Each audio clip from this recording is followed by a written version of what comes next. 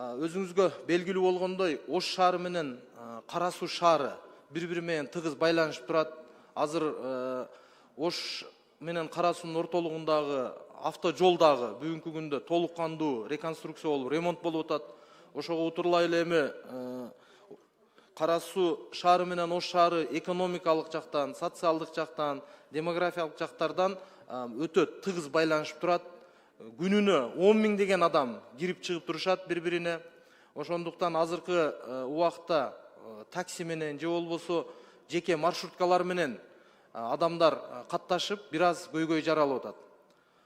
Мен сунуштайт элем, ушул жаңы жол бүтүшүнө азыркы экологиялык таза бул троллейбустарды бир жүргүзсөк, кандай болот? Ошону бир транспорт министрлиги толук кандуу бир катар карап чыкса, себеби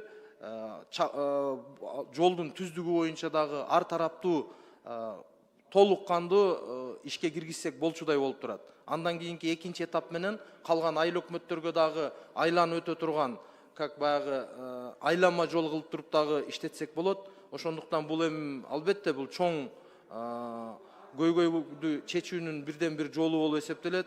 Ошондуктан азыркы күндүн талабы ушул электричкаларды, ушул троллейбустарды дагы кайрадан карап чыксак.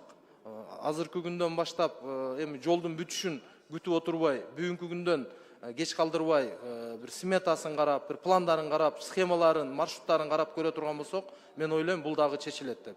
Чоң рахмат. Рахмат, аппарат Алишер Абибуллович маселе боюнча протокол тапшырма эске алыңыздар.